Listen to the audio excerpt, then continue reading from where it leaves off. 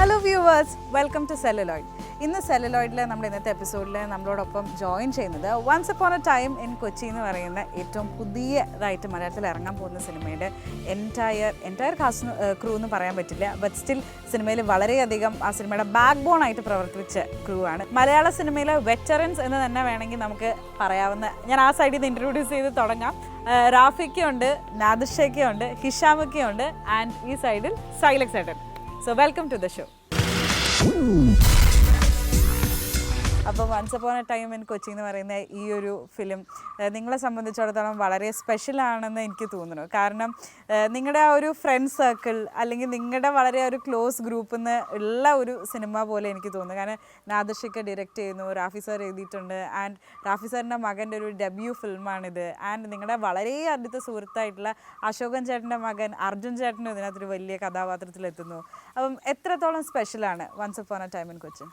റാഫിക്കയുടെ സ്ക്രിപ്റ്റിൽ ഞാൻ ഡയറക്റ്റ് ചെയ്ത് കിട്ടിയത് എൻ്റെ ഒരു ഭാഗ്യം. റാഫിക്കയുടെ മകൻ ആദ്യമായിട്ട് അഭിനയിക്കുന്നു. പിന്നെ അതുപോലെ തന്നെ അശോകൻ ചേട്ടൻ്റെ മകൻ അതിനകത്തുണ്ട്. പിന്നെ ഷൈൻ ടോം ചാക്കോ. ഷൈൻ മാത്രമായിട്ടാണ് എനിക്ക് അധികം ഈ പറയുന്ന പോലെ സിനിമ ഇൻഡസ്ട്രിയിൽ വന്നതിന് ശേഷമുള്ള കമ്പനിയത്. ബാക്കി ദേവിക സഞ്ജയ്, പിന്നെ ഹിഷാമിന് കുറേ വർഷം മുമ്പ് അറിയായിരുന്നു. പിന്നെ സൈലക്സാണ് ഈ പ്രോജക്റ്റിൻ്റെ കാരണക്കാരൻ. അദ്ദേഹം കലന്തൂർ എൻ്റർടൈൻമെൻറ്റ്സ് എന്ന് പറയുന്ന കമ്പനിയുടെ മിസ്റ്റർ കലന്തൂർ, അദ്ദേഹവും സൈലക്സും കൂടി ആണ് സ്റ്റാർട്ട് ചെയ്ത പ്രോജക്റ്റ്. അത് സൈലക്സിനെ ഡയറക്റ്റ് ചെയ്യാൻ വേണ്ടിയിട്ട് വെച്ചിരുന്നൊരു പ്രോജക്റ്റാണ്. അത് റാഫിക്കയുടെ സ്ക്രിപ്റ്റിൽ. അപ്പോൾ അതാണ് ഇങ്ങനെ കറങ്ങിത്തിരിഞ്ഞ് ഈ സിനിമയായത്. അപ്പം നിങ്ങൾ തമ്മിൽ വർഷങ്ങളായിട്ടുള്ള പരിചയമാണല്ലോ റാഫിക്ക, ബട്ട് സ്റ്റിൽ റാഫിക്കാൻ്റെ ഒരു സ്ക്രിപ്റ്റിൽ ഈ ഒരു സിനിമ വരാനായിട്ട് എന്തേ ഇത്ര വൈകി? അതായത് നാദിർഷയ്ക്ക് ഇപ്പോൾ സിനിമ ഡയറക്റ്റ് ചെയ്തിട്ട് കുറച്ചധികം നാളുകളായിട്ടുണ്ട്, 2015. ആ അപ്പം 10 വർഷം ആവില്ലേ? അടുത്ത വർഷം അല്ലേ? എന്ന് വെച്ചാൽ നാദിർഷ വരുന്ന ഞങ്ങളൊരു 2-3 വർഷം മുമ്പ് തന്നെ, 2 വർഷമല്ലേ, 2 വർഷം മുമ്പാണ് ഒരുമിച്ചൊരു സിനിമ ചെയ്യാമെന്ന് പറഞ്ഞ് ഒരു സംസാരം ഉണ്ടായത്. അപ്പോൾ അതിനുശേഷം ഇപ്പോൾ ഈ പ്രോജക്റ്റിനെ കുറിച്ച് ആലോചിച്ച് തുടങ്ങിയിട്ട് തന്നെ 1 വർഷത്തിൽ കൂടുതലായി. എന്നിട്ടാണ് പിന്നെ ഇതിലേക്ക് വന്നത്. ഇതിനകത്ത് മകൻ മുബിൻ ഇതിനകത്ത് ഡെബ്യൂ ചെയ്യുകയാണെന്നുള്ളത് ഒരു ഇരട്ടി മധുരം പോലെ തോന്നും. അപ്പോൾ എങ്ങനെയാണ് ഇത്, ഈ റോൾ എഴുതി വന്നപ്പോൾ ഇദ്ദേഹം ചെയ്താൽ ഇത് നന്നായിരിക്കും എന്ന് ഓർത്ത് അങ്ങനെ വരുമായിരുന്നോ, അതോ മകന് വേണ്ടിയിട്ട് ഒരെണ്ണം ചെയ്യാം അങ്ങനെയായിരുന്നോ? ഇത് വെച്ചാൽ അവന് ഏതാണ്ട് ഒരു +2 പഠിക്കുന്ന സമയത്ത് തന്നെ സിനിമ മതിയെന്ന് തീരുമാനിച്ചിരുന്നു. വിഷ്വൽ കമ്മ്യൂണിക്കേഷൻ എടുത്തത്. അപ്പോൾ ആ സമയം മുതൽ തന്നെ ധാരാളം ഷോർട്ട് ഫിലിംസിലൊക്കെ അഭിനയിക്കാൻ തുടങ്ങി. പിന്നെ എൻ്റെയും ഷാഫിയുടെയും കൂടെ കുറേ സിനിമകളിൽ അസോസിയേറ്റ് ഡയറക്ടറായിട്ട് വർക്ക് ചെയ്തുകൊണ്ടിരിക്കും. എനിക്കാണ് റിംഗ് മാസ്റ്റർ മുതൽ ഇങ്ങോട്ടുണ്ട് 2 കൺട്രീസ് വരെയുള്ള സിനിമകളിൽ വർക്ക് ചെയ്തിട്ടുണ്ട്. അപ്പോൾ പിന്നെ ഈ ആക്ടിങ്ങിൽ തന്നെയാണ് ആൾ കൂടുതലും ഫോക്കസ് ചെയ്യുന്നതെന്ന് മനസ്സിലായി. പക്ഷേ ഒരു സിനിമ ചെയ്യണമെന്നൊന്നും തീരുമാനിച്ചിട്ടുണ്ടായില്ല. പിന്നെ അങ്ങനെ കുറച്ച് നാൾ കഴിഞ്ഞപ്പോഴാണ് സൈലക്സാണ് അത് ആദ്യമായിട്ട് പറയുന്നത്. ഇപ്പം ഞാൻ സ്ക്രിപ്റ്റ് സൈലക്സിന് വേണ്ടി എഴുതാമെന്ന് പറഞ്ഞിട്ടുണ്ടായിരുന്നു. സൈലക്സിന് ആ സ്ക്രിപ്റ്റ് ഇങ്ങനെ നാദിർഷയാണ് സംവിധാനം ചെയ്യുന്നത്. അപ്പോൾ ഞാൻ പറഞ്ഞു ആ നാദിർഷ ഞാനോട്ട് സംസാരിച്ചിട്ടുണ്ട് ഒരു പടത്തിൻ്റെ കാര്യം. അപ്പോൾ ഇവരാണ് തീരുമാനിച്ചത് അത് മുബിൻ അഭിനയിക്കട്ടെ എന്ന് പറഞ്ഞത്. ഇനി ഇഷാമിക്കയിലേക്ക് വരാം. ഇപ്പം മലയാളത്തിൽ എന്താ പറയുക, നമ്മുടെ യൂത്തിൻ്റെ ഇടയിൽ നിൽക്കുന്ന വളരെയധികം പ്രോമിസിങ് ആയിട്ടുള്ള മ്യൂസിക് കമ്പോസേഴ്സിൽ ഒരാളാണ്. അപ്പം ഇതിനകത്ത് ഒരു സോങ് ഇപ്പോൾ ഓൾറെഡി പുറത്തിറങ്ങിയിട്ടുണ്ട്. നമ്മളൊരു വളരെ സെലിബ്രേഷൻ മൂഡിലുള്ളൊരു സോങ്ങാണ് നമ്മളത് കണ്ടു നോക്കിയപ്പോൾ. പക്ഷെ എന്നാലും ഇക്കാൻ്റെ സൈഡിൽ നിന്ന് ഭയങ്കര ഈ മെലഡി റൊമാൻറ്റിക് സോങ്സ് കേൾക്കാനായിട്ടൊരു പ്രത്യേക ഫീലാണ്. അതായത് ഹൃദയം ഇറങ്ങിയ സമയത്തൊക്കെ വന്ന ദർശന എന്ന് പറയുന്ന പാട്ടായാലും നഗുമോ ഒക്കെ ആയാലും അത് ആ ഒരു ഫ്രഷ്നെസ് കീപ്പ് ചെയ്തുകൊണ്ട് അതൊക്കെ കൊണ്ടുവരാൻ പറഞ്ഞു കഴിഞ്ഞാൽ അത് ഇത്തിരി ഡിഫിക്കൽട്ടായിട്ടുള്ള സംഭവമാണ്. അപ്പോൾ ഇതിനകത്ത് ഇപ്പോൾ ഒരു അടിപൊളി പാട്ടാണ് ഇറങ്ങിയിട്ടുള്ളത്. അപ്പോൾ ഇതിന്ന് എങ്ങനത്തെ കൈൻഡ് ഓഫ് മ്യൂസിക്കാണ് നമ്മൾ ഇനി എക്സ്പെക്ട് ചെയ്യേണ്ടത്? എനിക്ക് തോന്നുന്നു ഈ സിനിമേൻ്റെ മേക്കിംഗ് സ്റ്റൈലും സിനിമേൻ്റെ കഥയും അത് ഷൂട്ട് ചെയ്യുന്ന രീതിയും സ്ക്രീൻ പ്ലേ ഒക്കെ ഒരുപാട് ഇൻഫ്ലുവൻസ് ചെയ്യും പാട്ടുകൾ വരുന്ന രീതികളും. അപ്പം സിനിമ മാറിക്കൊണ്ടേയിരിക്കുകയാണല്ലോ. അപ്പോൾ അതുപോലെ തന്നെ once upon a time in Kochi ഒരു കംപ്ലീറ്റ്ലി വേറെ ഒരു സോണാണ്. ഞാൻ പ്രീവിയസ്ലി ചെയ്ത സിനിമകളിൽ നിന്നും വളരെ വ്യത്യസ്തമായിട്ടുള്ള സിനിമയാണ്. അത് ബാക്ക്ഗ്രൗണ്ട് സ്കോറിംഗ് ആണെങ്കിലും പാട്ടുകളാണെങ്കിലും. അപ്പം നാദിർഷ ഈ ഒരു സിനിമ എന്നെ ഏൽപ്പിക്കുന്ന സമയത്ത് ഞാൻ ഭയങ്കര നെർവസ് ആയിരുന്നു. അല്ല, അത് മാത്രമല്ല, ഇക്കാൻ്റെ പ്രീവിയസ് ഫിലിമിലൊക്കെ ഒരുപാട് സെലിബ്രേറ്റ് ചെയ്യിപ്പിക്കപ്പെടുന്ന കഥാപാത്രങ്ങളും അതെ, വളരെ ഡിഫറെൻ്റ് ആയിട്ടുള്ള ഒരു ട്രീറ്റ്മെൻ്റ് ആണല്ലോ. അപ്പോൾ അങ്ങനെയാണ് നമ്മൾ കണ്ടേ ഞാൻ ആകാശത്തിന് പാട്ട് വെച്ചാണ് നമ്മൾ തുടങ്ങിയത്. പിന്നെ അത് കൂടാണ്ടൊരു 3 പാട്ടുകളും കൂടെ ഉണ്ട്. ഹോപ്പ്ഫുള്ളി സിനിമ ഇറങ്ങുന്ന സമയത്ത് പ്രേക്ഷകരിലേക്ക് ഒരുപാട് കൂടുതൽ മ്യൂസിക് ആണെങ്കിലും അതിൻ്റെ കഥയാണെങ്കിലും എല്ലാം ഒരുമിച്ച് എക്സ്പീരിയൻസ് ചെയ്യാൻ പറ്റും എന്നുള്ള ഒരു ആത്മവിശ്വാസത്തിലാണ്. പേഴ്സണലി അപ്പം എങ്ങനത്തെ കൈൻഡ് ഓഫ് സോങ്സ് കമ്പോസ് ചെയ്യാനാണ് എളുപ്പം ഇഷ്ടം? അല്ല, എനിക്ക് തോന്നുന്നു സിനിമയിൽ സംഗീത സംവിധായകനായിട്ട് കോൺസെൻട്രേറ്റ് ചെയ്യുമ്പോൾ നമ്മൾ അങ്ങനെ ഒരു സ്പെസിഫിക് ജോണറിലേക്ക് മാക്സിമം പേഴ്സണലി പോകാറില്ല. ഏത് സിനിമ വരുമ്പോഴും ആ സിനിമേൻ്റെ സ്റ്റൈലിലേക്ക് ഞാൻ അഡാപ്റ്റ് ചെയ്യുക എന്നുള്ളതാണ് എപ്പോഴും എനിക്കതാണ് ഇഷ്ടം ആക്ച്വലി. അങ്ങനെ ഒരു സ്പെസിഫിക് മൂഡ് ഫോക്കസ് ചെയ്യുകയോ അങ്ങനെ അതൊക്കെ എന്നെ പെട്ടെന്ന് ബോറടിപ്പിക്കും. അപ്പം പുതിയ കഥയും പുതിയ കഥാപാത്രങ്ങളും മ്യൂസിക്കിനെ കുറിച്ച് അത്യാവശ്യം നോളജുള്ള ഡയറക്ടേഴ്സിൻ്റെ കൂടെ ഒക്കെ വർക്ക് ചെയ്യുമ്പോൾ അത് ഭയങ്കര എക്സൈറ്റിംഗ് ആയിട്ടുള്ള കാര്യമാണ്. അതാണ് എനിക്ക് എപ്പോഴും ഇഷ്ടം.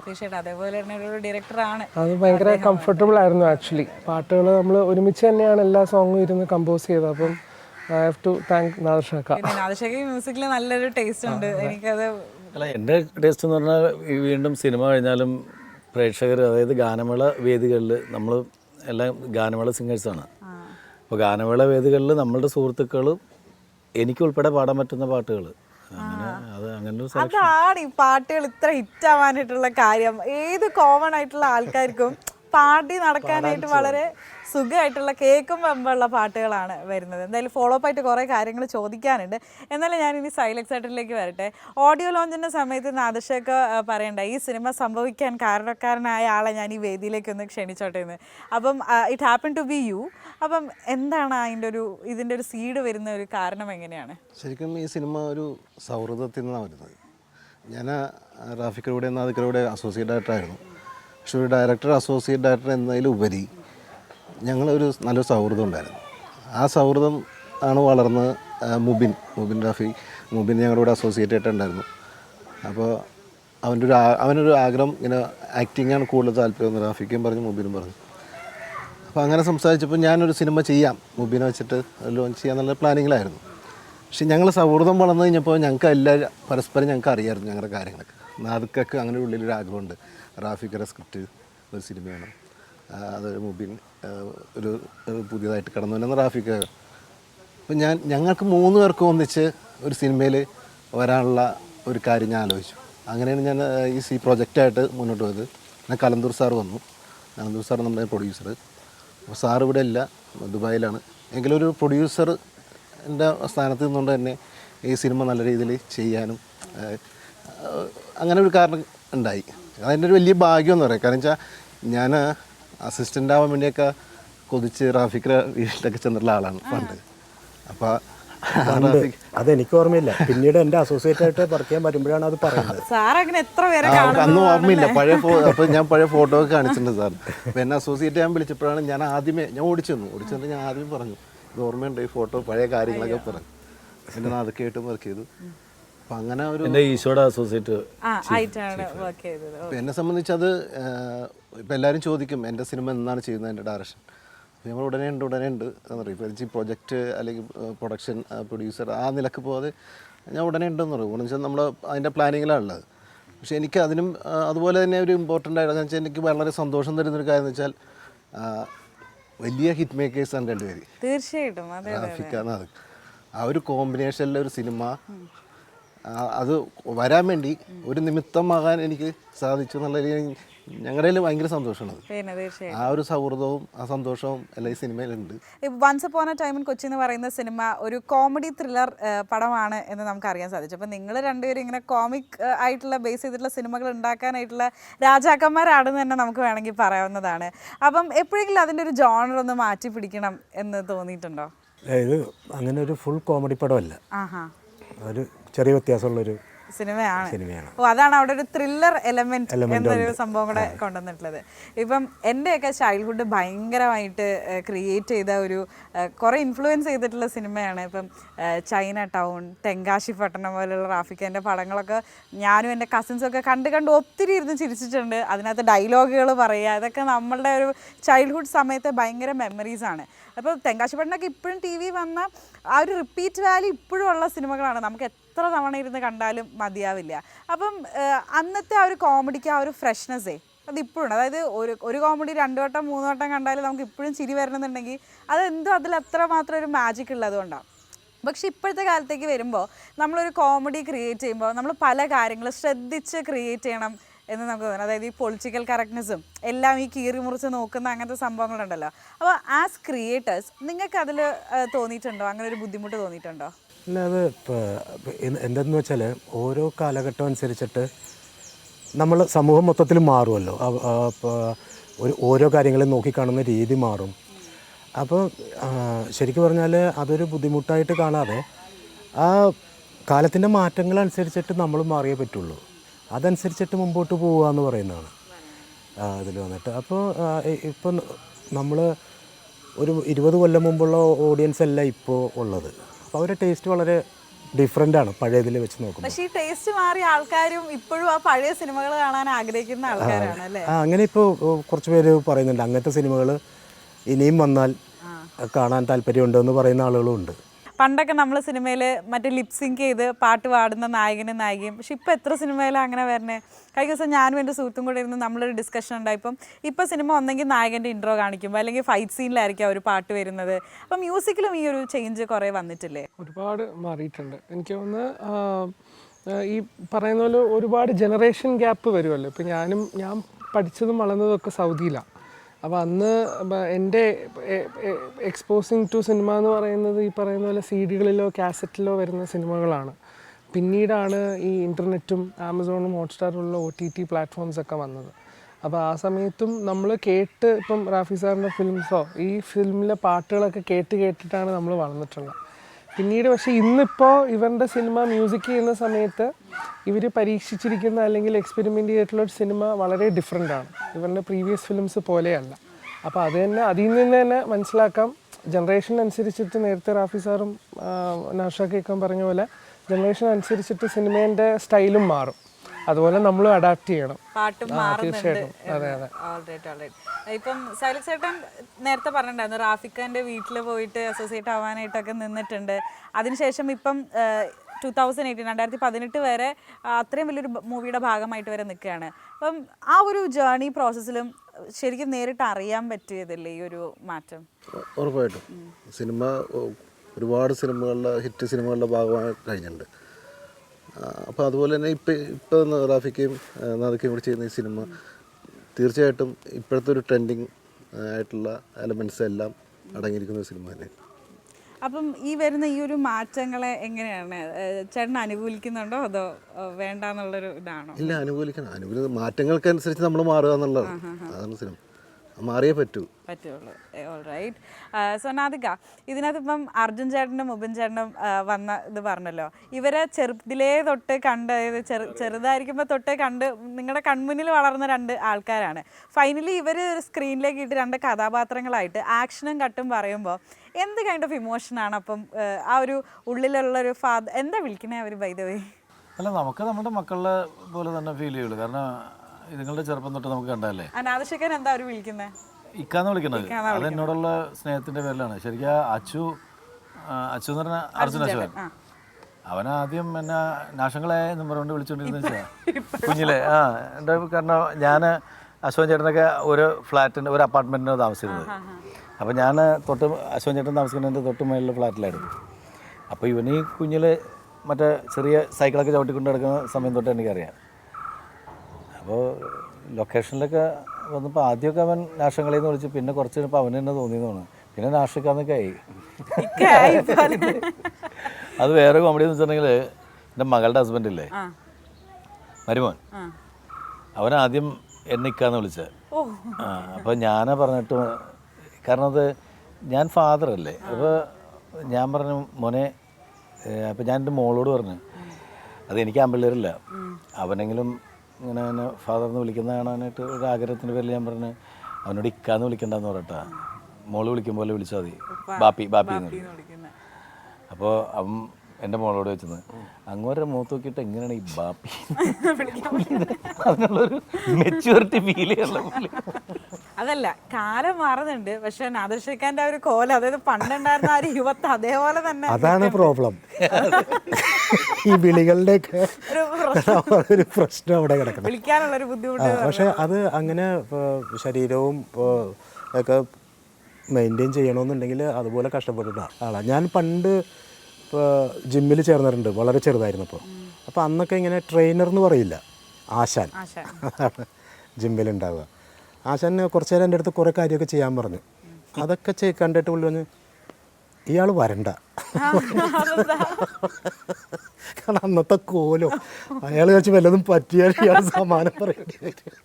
അങ്ങനെ എക്സസൈസ് അവിടെ തീർന്നു. കുറേ വർഷം മുമ്പ്, അതായത് ഞാൻ കല്യാണത്തിനൊക്കെ മുമ്പുള്ളൊരു മമ്മൂക്ക കളിക്കുന്നൊരു ജിം ഉണ്ടായിരുന്നു അവിടെ എറണാകുളത്ത്, മമ്മൂക്ക വരുന്ന സ്ഥലം. അപ്പം മമ്മൂക്ക, പിന്നെ നമ്മുടെ നടൻ സിദ്ദിഖ് ആ ഗ്യാങ്ങൊക്കെ. അപ്പം ഞാനും സിനിമാക്കാരുടെ ജിമ്മല്ലേ, അപ്പോൾ ഞാനും പോയി അവിടെ ചേർന്ന്. അപ്പോൾ ഇവിടുന്ന് ഞാൻ താമസിക്കുന്നിടത്തുനിന്ന് 1 മണിക്കൂർ ഓടിയാലാണ് അവിടെ എത്തുള്ളൂ. അങ്ങനെയൊക്കെ അവിടെയൊക്കെ പോയി ചേർന്ന്. അപ്പോൾ ഞാൻ ഒരു ദിവസം ചെന്നപ്പോൾ മമ്മൂക്ക ത്രെഡ്മില്ലിൽ മറ്റേ ഇതൊക്കെ വെച്ച് ഇയർഫോണൊക്കെ വെച്ച് ഓടിക്കൊണ്ടിരിക്കുക. അപ്പോൾ എന്നെ കണ്ട്, നീ കളിക്കണ്ടോ അവിടെ? അപ്പോൾ എൻ്റെ വയറിങ്ങനെ ചാടിപ്പുണ്ട്. വയറൊക്കെ ചാടിപ്പുണ്ടല്ലോ കളിച്ചിട്ട്. ഞാൻ പറഞ്ഞ ഒരു അബദ്ധം പറ്റി. ഇവിടെ വന്നപ്പോൾ അവർ എൻ്റെ അടുത്ത് ചോദിച്ചു, അപ്പോൾ നമ്മൾ കൈക്കാണോ വയറിനാണോ എന്തിനാണ് കളിക്കണേന്ന് ചോദിക്കുമല്ലോ. അപ്പോൾ ഞാൻ പറഞ്ഞു വയറിനാണെന്ന് പറഞ്ഞു. പക്ഷെ അകത്തേക്കാണോ പുറത്തേക്കാണെന്ന് പറഞ്ഞില്ല. അവർ സാധാരണ കൈക്കാന്ന് പറഞ്ഞാൽ പുറത്തേക്കാണ്, പിന്നെ വയറിനാണെന്ന് പറഞ്ഞപ്പോൾ പുറത്തേക്കാണ്. അങ്ങനെയൊക്കെ പറഞ്ഞു. ഇപ്പം ഹിഷാമിക്കയിലേക്ക് വരികയാണെങ്കിൽ, ഇപ്പം ഹായ് നാന പറയുന്ന ഫിലിമിന് വേണ്ടി അതിനകത്തെ പാട്ടുകളൊക്കെ ഭയങ്കര ഹിറ്റായിട്ട് നിൽക്കുകയാണ്. അപ്പം കഴിഞ്ഞ ദിവസം നമ്മൾ ഒരു സംസാരം ഉണ്ടായപ്പോൾ പറയണ്ടായി, ലാംഗ്വേജ് മാറുന്നതനുസരിച്ച് ആൾക്കാരുടെ മ്യൂസിക് ടേസ്റ്റിന് മാറ്റം വരുമെന്ന്. അപ്പം വിദ്യാസാഗർ സാറൊക്കെ എങ്ങനെയാണ് ഇത്രയും ബ്യൂട്ടിഫുള്ളായിട്ട് മലയാളികളുടെ ടേസ്റ്റിനനുസരിച്ച് പാട്ടുകൾ ഇത്ര നന്നായിട്ട് എവർഗ്രീൻ സോങ്സ് ഒക്കെ കമ്പോസ് ചെയ്തുകൊണ്ടിരുന്നതെന്നൊക്കെ ഉള്ള ചർച്ചകൾ വന്നപ്പോൾ, ഇന്നിപ്പോൾ ഒരു മ്യൂസിക് ഡയറക്ടർ കൂടി ഇരിക്കുന്നുണ്ടെന്ന് പറഞ്ഞപ്പോൾ I wanted to ask you, അങ്ങനെ ഒരു വ്യത്യാസമുണ്ടോ ലാംഗ്വേജ് അനുസരിച്ച് ടേസ്റ്റിൽ മാറ്റം? വ്യത്യാസങ്ങളുണ്ട്. പക്ഷേ ഞാൻ മനസ്സിലാക്കിയെടുത്തോളം, ഇപ്പം ഞാനും പഠിച്ചുകൊണ്ടിരിക്കുകയാണ്, ഒരു വ്യത്യാസങ്ങളും ഇല്ലാതെയും എല്ലാ പ്രേക്ഷകരെയും സംഗീതത്തിലൂടെ എന്താ പറയുക, എല്ലാവരെയും അട്രാക്റ്റ് ചെയ്യാൻ പറ്റിയാൽ അതാണ് ഏറ്റവും വലിയ പവർ മ്യൂസിക്കിൻ്റെ. ഇപ്പോൾ ഏറ്റവും വലിയ എക്സാമ്പിൾ, ഞാൻ ഹൃദയം ചെയ്യുന്ന സമയത്ത് ദർശന എന്ന് പറഞ്ഞ സോങ് കേട്ടിട്ട് ആനിമൽ ഫിലിമിൻ്റെ ഡയറക്ടർ സന്ദീപ് റെഡ്ഡി, അപ്പം സന്ദീപ് റെഡ്ഡി തൊട്ട് ഒരുപാട് ഡയറക്ടേഴ്സിനെ മീറ്റ് ചെയ്തിട്ടുണ്ട് ഞാൻ ആ ഒരു ഫിലിമിൻ്റെ മ്യൂസിക് കൊണ്ട്. അങ്ങനെയാണ് ഹായ് നാന ഫിലിം സംഭവിച്ചതും, ഖുഷി എന്ന് പറഞ്ഞ പടം സംഭവിച്ചതും, തമിഴിൽ നിന്ന് ഇപ്പം ഞാൻ കമ്മിറ്റ് ചെയ്തിട്ടുള്ള 2 ഫിലിം. അപ്പോൾ ഇതൊക്കെ ആ സിനിമയിൽ നിന്നാണ്. അപ്പോൾ ആ സിനിമയിൽ ഞാൻ മലയാളം പാട്ടുകളാണ് ചെയ്തത്. അപ്പോൾ അത് പോപ്പുലർ ആയത് എനിക്ക് തോന്നുന്നു സംഗീതത്തിൻ്റെ മ്യൂസിക്കിൻ്റെ ഒരു പവറാണത്. അത് ഭാഷകൾക്ക് അതീതമാണത്. അതുപോലെ തന്നെ ഇപ്പം ഖുഷി എന്ന് പറഞ്ഞ സിനിമ തെലുഗുവിൽ ചെയ്തപ്പോൾ അതിലെ പാട്ടുകളും നാഷണൽ ലെവലിലേക്ക് അതിൻ്റെ പോപ്പുലാരിറ്റി പോയി. ഹായ് നാന എന്ന് പറഞ്ഞ സിനിമയിൽ ഞാൻ ആർട്ടിഫിഷ്യൽ ഇൻ്റലിജൻസ് യൂസ് ചെയ്ത് ഇന്ത്യയിലെ ആദ്യത്തെ സിനിമയാണ് AI യൂസ് ചെയ്ത മ്യൂസിക്കിൽ വന്നിട്ട്. അതിന് ശേഷമാണ് റഹ്മാൻ സാറിൻ്റെ ഫിലിമിലൊക്കെ ഇപ്പം മരിച്ചുപോയ 2 സിംഗേഴ്സിൻ്റെ വോയിസൊക്കെ വന്നു, ഷാവുൽ ഹമീദ് സാറിൻ്റെ വോയിസൊക്കെ വന്നു. അപ്പോൾ അതും ഒരുപാട് എന്താ പറയുക, ഒരുപാട് പോപ്പുലാരിറ്റി ഗെയിൻ ചെയ്തു. അപ്പോൾ എനിക്ക് തോന്നുന്നു മ്യൂസിക്കിന് അങ്ങനെ ഒരു ശക്തിയുണ്ട്, ആർട്ട് ഫോമിന്, കലകൾക്ക് അങ്ങനത്തെ ഒരു ശക്തിയുണ്ട്. അപ്പോൾ ഞാനെപ്പോഴും മ്യൂസിക് ചെയ്യുമ്പോൾ ഞാൻ വർക്ക് ചെയ്യുന്ന ഡയറക്ടേഴ്സിൻ്റെ കൂടെയും, ഇപ്പം നാർഷൊക്കെ ഉൾപ്പെടെ ഡയറക്ടേഴ്സ് എപ്പോഴും പറഞ്ഞു തരുന്നത്, നമുക്ക് ഈ പറഞ്ഞ പോലെ നമുക്ക് സ്റ്റേജിൽ പെർഫോം ചെയ്യാൻ പറ്റണം, അല്ലെങ്കിൽ എവിടെ ഇരുന്ന് കഴിഞ്ഞാൽ നമുക്ക് 2 വരി മൂളാൻ പറ്റണം. അതാണ് അങ്ങനെ നമുക്ക് ചെയ്ത് അങ്ങനെ ഒരു സോങ് സംഭവിച്ചു കഴിഞ്ഞാൽ അതാണ് ഏറ്റവും വലിയ പവർ മ്യൂസിക്കിൻ്റെ. നൗ കമ്മിങ് ടു യു, ചേട്ടൻ ഇതിനു മുമ്പ് നാദർഷക്കാൻ്റെ കൂടെ ഈശോ എന്ന് പറയുന്ന ജയേട്ടൻ്റെ പടത്തിലായിരുന്നല്ലോ വർക്ക് ചെയ്തത്. അപ്പം ആ ഒരു ഫിലിമായിരുന്നു ഇതിൻ്റെ പ്രോജക്റ്റ് ഡിസൈനറായിട്ട് ഭാഗമാകാനുള്ളൊരു റീസൺ? തീർച്ചയായും അവിടുന്ന് തുടങ്ങിയ ഒരു സൗഹൃദം തന്നെയാണ് അതൊക്കെ ആയിട്ടും. അത് കഴിഞ്ഞിട്ടാണ് ഞാൻ റാഫിക്കറ വർക്ക് ചെയ്തത്. അങ്ങനെ ആ സൗഹൃദം തന്നെയാണ് ഈ സിനിമയിലേക്ക് എത്താനുള്ള വലിയ കാരണം. ഒരു റീസൺ എന്ന് പറയാനായിട്ട്. അടിപൊളി. ഈ ഒരു കൂട്ടുകെട്ടിലെ ഫിലിം ഇപ്പോഴാണ് സംഭവിക്കുന്നത്. അതായത് റാഫിക്ക ദിലീപേട്ടനെ വെച്ചിട്ട് ഇഷ്ടംപോലെ സിനിമകൾ ചെയ്തിട്ടുണ്ട്. നാദിർഷക്ക ദിലീപേട്ടനെ വെച്ചിട്ട് ഇപ്പോൾ റീസെൻ്റായിട്ട് കേശുവായിരുന്നു ചെയ്തത്. പക്ഷെ നിങ്ങളുടെ ഈ ഒരു കോമ്പിനേഷനെ പറ്റിയിട്ട് എന്തുകൊണ്ടാണ് ഇപ്പോൾ ഇത്രയും ഒരു നാളെടുത്തത് ഇത് വരാനായിട്ട്? അല്ല, ഇത് കുറച്ച് വർഷങ്ങളായിട്ട് ഞങ്ങൾ സംസാരിച്ചുകൊണ്ടിരിക്കുകയാണ്. സംഭവമാണ്. അല്ല, അതിന് പ്രത്യേകിച്ച് കാരണങ്ങളില്ല. ഇടക്ക് ഇപ്പോൾ നാശ ഇടക്ക് കുറച്ച് സിനിമകൾ ചെയ്തു. അപ്പോൾ നമ്മൾ കാണാറുണ്ട്, പലപ്പോഴും പ്രിവ്യൂവിന് വിളിക്കാറുണ്ട്. പ്രിവ്യൂ ഒക്കെ പോയി കണ്ട് അഭിപ്രായങ്ങളൊക്കെ പറയാറുണ്ട്. അതേപോലെ നമ്മൾ പല സിനിമകളിലും ആദർശം പാർട്ടായിട്ടുണ്ട്, മ്യൂസിക് ചെയ്തിട്ടുണ്ട്. ഇപ്പോൾ ഞാൻ ഈ റിംഗ് മാസ്റ്ററിലൊരു പാട്ട് ചെയ്തിട്ടുണ്ട്, പട്ടിപ്പാട്ട്. അത് എന്താ വെച്ചിട്ടുണ്ടെങ്കിൽ അത് റാഫിക്ക വിളിച്ചിട്ട് എൻ്റെ അടുത്ത് ഇങ്ങനെ സബ്ജക്റ്റ് എൻ്റെ അടുത്ത് പറഞ്ഞ ഡോഗ്സിന് വേണ്ടിയിട്ട് ഡോഗ്സ് പാടുന്ന സാധനം. അത് കഴിഞ്ഞിട്ട് ദിലീപാണ് പിന്നെ വിളിക്കുന്നത്. ദിലീപിനോട് റാഫ് ഭായി വിളിച്ചിട്ടുണ്ടായിരുന്നു. ഞാൻ പറഞ്ഞു വിളിച്ചു. അതിനകത്തൊരു പാട്ടുണ്ട്, ഒരു പട്ടിപ്പാട്ട്, പട്ടി പാടുന്ന പാട്ട്. അപ്പോൾ അതിൻ്റെ ഭാഷ നിനക്കല്ലേ മനസ്സിലാവുള്ളൂ, അത് വേറെ റൈറ്റേഴ്സ് ആരും എഴുതില്ല. ഒരു പട്ടി എങ്ങനെ മനസ്സിൽ ചിന്തിക്കുന്നു എന്നുള്ളത് നിനക്ക് പെട്ടെന്ന് പറ്റും. അങ്ങനെയാണ് ആ പാട്ട് സംഭവിച്ചത്. ആ സിനിമയിലൂടെ അതിൽ ചതിക്കാത്ത പാണ്ടിപ്പടയിൽ ഒരു പാട്ട്. ഇനിയിപ്പം എന്തൊക്കെയാണ് വരാനിരിക്കുന്ന സിനിമകൾ? ഒന്ന് രണ്ട് എൻ്റെ ഇതാണെങ്കിൽ 1-2 തിരക്കഥകൾ എഴുതിക്കൊണ്ടിരിക്കുന്നുണ്ട്. അല്ല, ഒരെണ്ണം കഴിഞ്ഞു, 2 തിരക്കഥ ഒരേ സമയത്ത്. ഒരു തിരക്കഥ കഴിഞ്ഞു, അത് പ്രൊഡക്ഷൻ തുടങ്ങാൻ പോവാണ്. അടുത്തത് എഴുതിക്കൊണ്ടിരിക്കുന്നു. ഞാൻ ഹ്യൂമർ സബ്ജക്റ്റ് ആണ് പിടിച്ചേക്കുന്നത്. കാരണം വെച്ചിട്ടുണ്ടെങ്കിൽ നമ്മളിൽ നിന്ന് എക്സ്പെക്ട് ചെയ്യുന്നത് അങ്ങനത്തെയാണ് നമ്മൾ. അപ്പോൾ അത് ഈ പറഞ്ഞ പോലെ 2-3 കേട്ടിട്ട് അത് ഇഷ്ടപ്പെട്ട് ലോക്കാക്കി വെച്ചിട്ടുണ്ട്. ഇനി അത് ആയിട്ട് ബന്ധപ്പെട്ട ആക്ടേഴ്സ് കാര്യങ്ങളൊക്കെ ആയിട്ട് സിനിമയാണ്. സിനിമ നമ്മൾ വിചാരിക്കുന്ന സമയത്ത് സംഭവിക്കുന്ന കാര്യമല്ല. അപ്പം അതിൻ്റെതായ മറ്റേ ഇയാൾ പറഞ്ഞ പോലെ അതിനൊക്കെ എല്ലാത്തിനും അതിൻ്റെതായ സമയമുണ്ട്. ഇനി എന്തൊക്കെയാണ് പാട്ടുകളൊക്കെ വരാനിരിക്കുന്നത്? എൻ്റെത് ഇനി റിലീസ് ചെയ്യാനുള്ള Malayalam film once upon a time in കൊച്ചിയാണ്. അപ്പോൾ അതിൻ്റെ പണിപ്പുരയിലാണ് ഇപ്പോൾ എൻ്റെ സ്കോറിങ് നടന്നുകൊണ്ടിരിക്കുന്നത്. ഇനിയും കുറച്ച് പാട്ടുകൾ റിലീസ് ചെയ്യാനുണ്ട്. പിന്നെ അതിൻ്റെ വരികളൊക്കെ എഴുതിയിട്ടുള്ള സുഹേൽ കോയ, BK ഹരിനാരായണൻ, പിന്നെ ഷഹീറ നസീർ, സിത്താര പാടിയിട്ടുണ്ട്, വിധുച്ചേട്ടൻ പാടിയിട്ടുണ്ട്, പിന്നെ ഡന റസിക്, ഹരിശങ്കർ ഒരു സോങ് കമ്പോസ് ചെയ്ത ആ ട്രാക്കും ഉണ്ട്. സൈലസയുടെ പറയുന്നത് എന്താണ് അപ്കമിങ് പ്രോജക്ട്സ്? അപ്കമിങ് എന്ന് വെച്ചാൽ എൻ്റെ സ്വന്തം ഡയറക്ഷൻ പരിപാടിയിലേക്ക് ഇപ്പോൾ കണ്ടിന്യൂസ് ആയിട്ട് നമ്മൾ ബിസി ആയിരുന്നു. ഇപ്പം 2018 ഒരു 8 മാസം എൻ്റെ പിന്നിലായിരുന്നു. പിന്നെ നമ്മൾ ഈ പ്രോജക്റ്റ് ഒരു പ്രോജക്റ്റ് കംപ്ലീറ്റ് ചെയ്തിട്ട് നമ്മൾ അടുത്തയിലേക്ക് ഇപ്പോൾ നമ്മുടെ പ്രാരംഭ പരിപാടികൾ എല്ലാം നടന്നുകൊണ്ടിരിക്കുന്നു. ഉടനെ അത് സംഭവിക്കട്ടെ ആഗ്രഹിക്കുന്നു. എന്തായാലും അപ്പോൾ ഇതേപോലെ ഒരു ഇന്റർവ്യൂ നമുക്ക് അപ്പോൾ എന്തായാലും കാണാവുന്നതാണ്. So once upon a time in Kochi എന്ന് പറയുന്ന സിനിമയുടെ വിശേഷങ്ങളും ഇവരുടെ കുറച്ചധികം വിശേഷങ്ങളും എല്ലാം നമ്മൾ കേട്ടു. സോ കൂടുതൽ സിനിമ അപ്ഡേറ്റ്സും ഇന്റർവ്യൂസും ഒക്കെ ആയിട്ട് നമുക്ക് അടുത്ത എപ്പിസോഡിൽ കാണാം. Till then, this is me, Meenakshi Sudhir, signing off from Celluloid. See you.